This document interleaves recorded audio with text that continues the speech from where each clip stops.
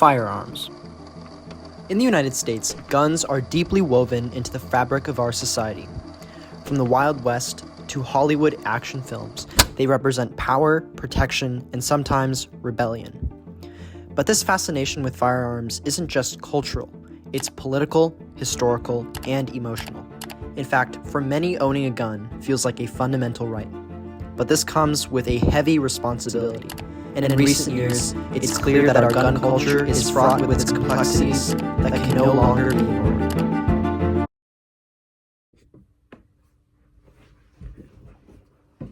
That was a lot.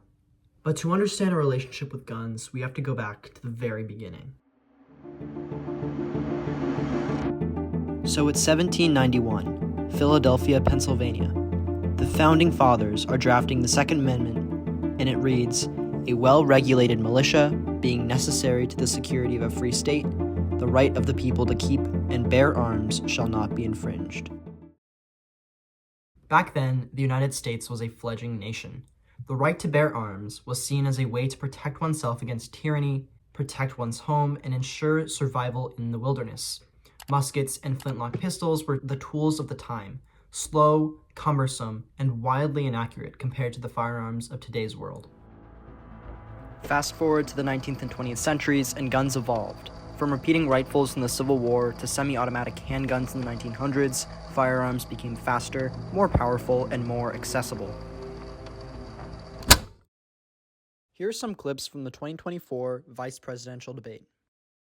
I don't want my kids to go to school in a school that feels unsafe. But our first responsibility is to our kids to figure this out. In Minnesota, we've enacted enhanced red flag laws, enhanced background checks. That was then Vice Presidential candidate J.D. Vance and then Vice Presidential candidate Tim Walz talking about school shootings and gun violence in the United States. In 2023 alone, there were over 40,000 gun-related deaths in the United States, from suicides to mass shootings. The question isn't about whether Americans have the right to bear arms, but how we ensure those arms are in the hands of responsible individuals. So, how do we strike a balance between rights and responsibility? Experts point to two key solutions: tougher background checks and mandatory safety courses for certain types of firearms. So I come in, I want to buy a firearm from you. Okay. Where do we start exactly? First thing you're going to do is give me your Minnesota photo ID. That's how a firearm purchase begins at a licensed gun dealer like Capras and Blaine. You have to be 18 to buy a long gun, 21 for a handgun, and have the right permit for certain weapons. And then you'll start filling out the federal form 4473. That form asks for personal information like your age and address. It'll also ask about your legal history, including, are you a fugitive from justice? I've never had that question answered yes ever in 36 years of selling firearms in the Twin Cities. So, because if they are one, they probably aren't going to put yes to that. Exactly. And that's not for Todd Lundstrom to figure out. He takes all the information and calls it into the FBI. After they run the potential buyer's name against several databases, they can come back with a response in just a few minutes. Proceed, denied, canceled, or delayed. Lundstrom says he's seen many delays. And what's the reason for that? We have no idea. The FBI will not tell us. The FBI will not tell the person that's filling the form out. And then there's the matter of education. Operating a firearm, especially high-powered weapons like AR-15s, requires knowledge and skill. Mandatory safety courses can teach proper handling, storage, and legal responsibilities, potentially saving lives. Of course, the topic of gun reform is polarizing.